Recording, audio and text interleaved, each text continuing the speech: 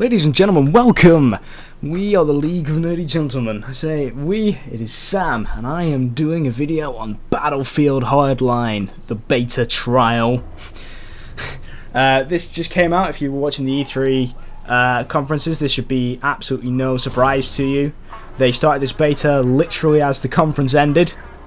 Service went down. It was a bit of a hassle to get in, but I got into the beta.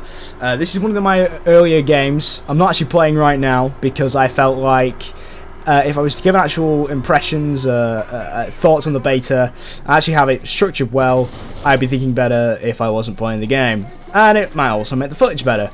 I was wrong on the second account. If you're looking for good quality gameplay, this is definitely not the place to go for it because I'm not good at all. I've been getting better, but I am not very good at all.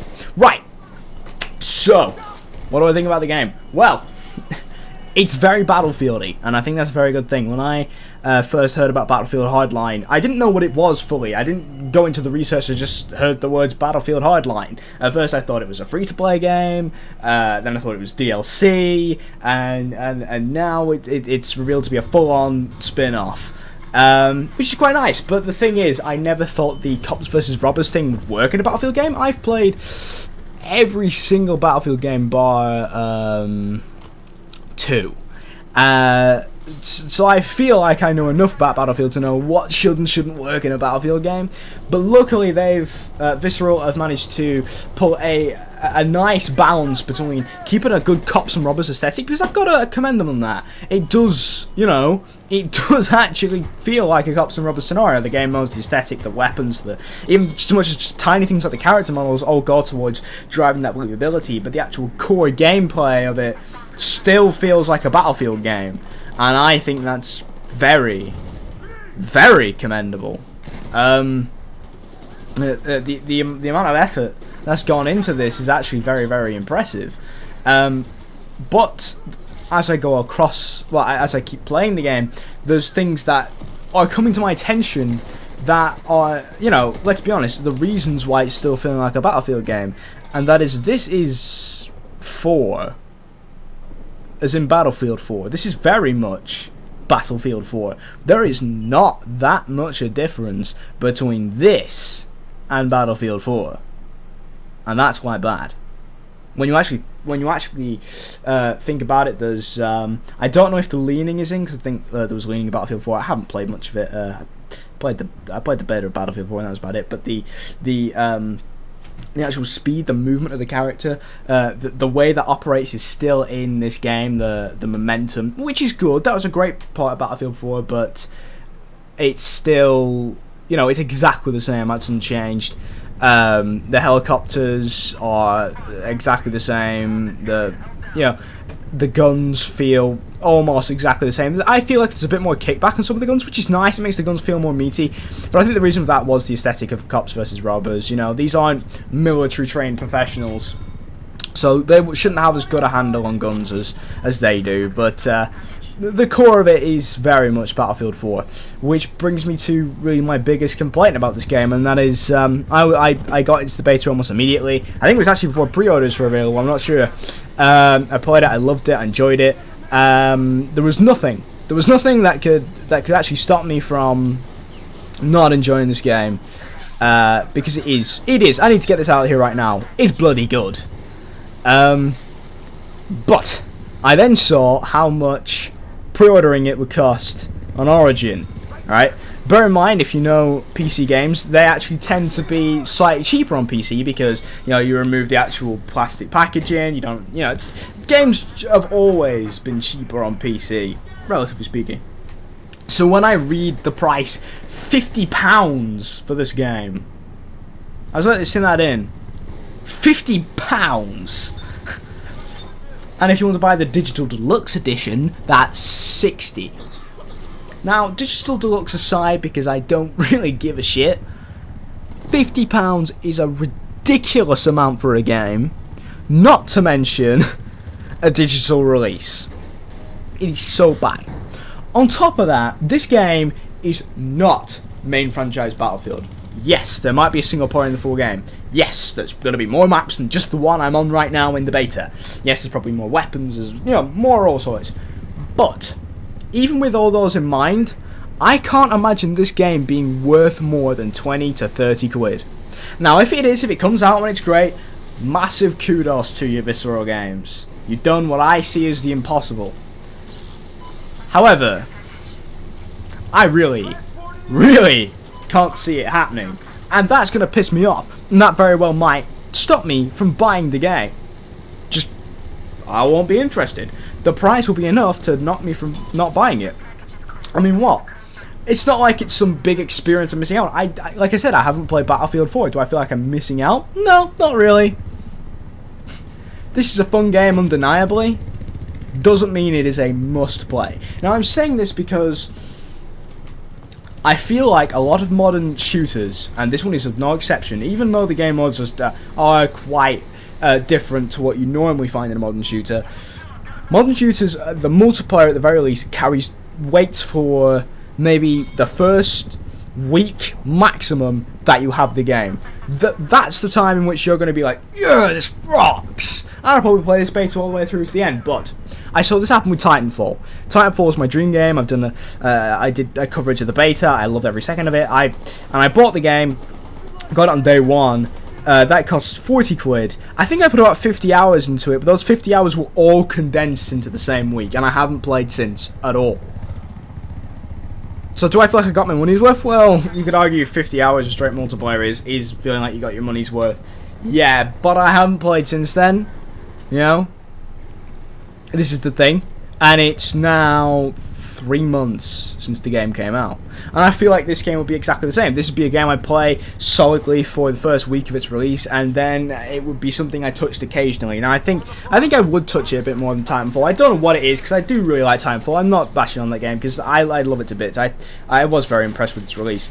But I feel like even if I got this game, I'd do exactly the same thing, but I'd play it just a little bit more very occasionally. Maybe when I was bored, because it is modern military shooters. Even if you're not good at them, they are still easy. You know, COD is the prime example of that. This would be the sort of game that I'd turn the volume down, I'd listen to a podcast, and I'd just play it. I know, because this is what I did with Battlefield 3. And that's not that different from this game either. You know, it's not a massively big difference.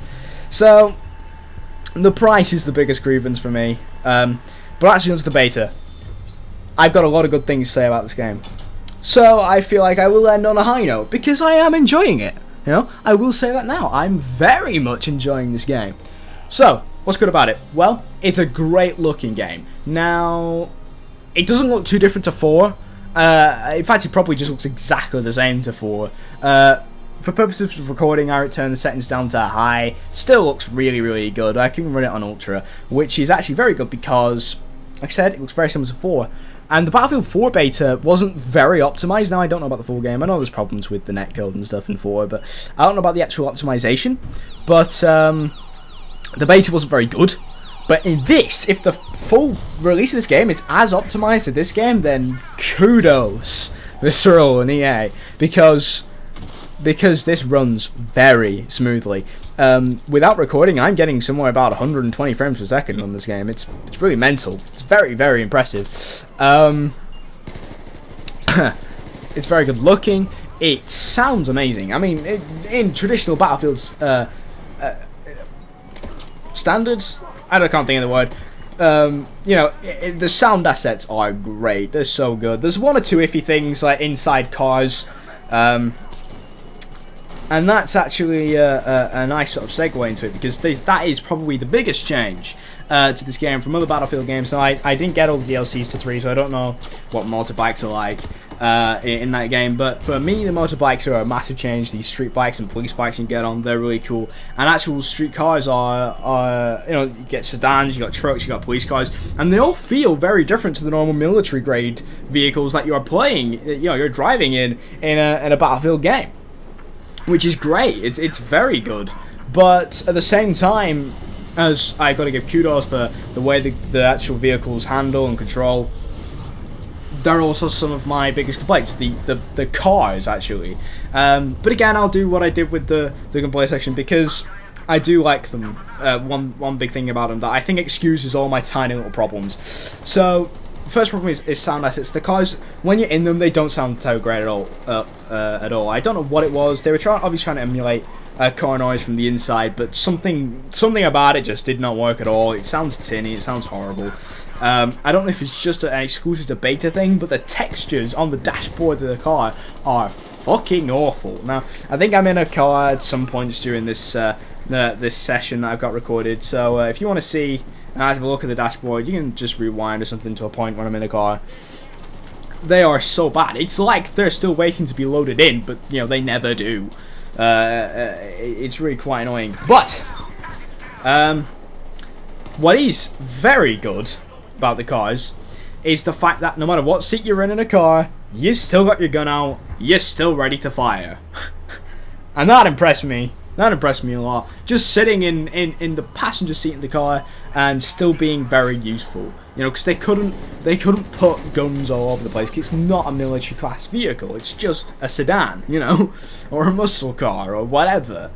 So I think that inclusion is actually very good. That's and it actually helps towards the aesthetic as well. The only one my grievance with that is, you know, I will say I have to speak honest about this game, is the fact that if you are in the passenger seat, you can't actually look in the rear window. I guess these criminals are, you know, law-abiding. They have their seatbelts on. These are law-abiding criminals, which means they can't look out the rear window. It's a pain in the ass because if you're getting shot from behind, you just got to sit there and take the bullets. You know, there's nothing you can do, which is very aggravating. That's about it. I'm having a blast with it. I'm having a great time with it. If you can get into the beta, it's the closed beta right now. They'll probably do an open beta thing. Then, you know, I guarantee you'll enjoy it. It is very fun, very well optimized. Netcode's good. I'm having absolutely no issues. Some people complain about lag, but then their ping also tends to be massive, so I don't know what they're doing. But I can't commend it enough. But the price is still a problem for me. Oh, one final grievance, not with this game in particular, but just EA and betas. This isn't a beta, this is a demo. A very early demo, but it's still a demo. Learn the difference. Right, that's it, folks. If you can get the I went a bit total biscuit then, didn't I? That's all. If you can get into the beta, then I guess I'll be seeing you and shooting you on here, or getting shot by you on here. You'll probably have a really good time. Yeah, I'm enjoying it. Good thumbs up from Sam. Okay, bye.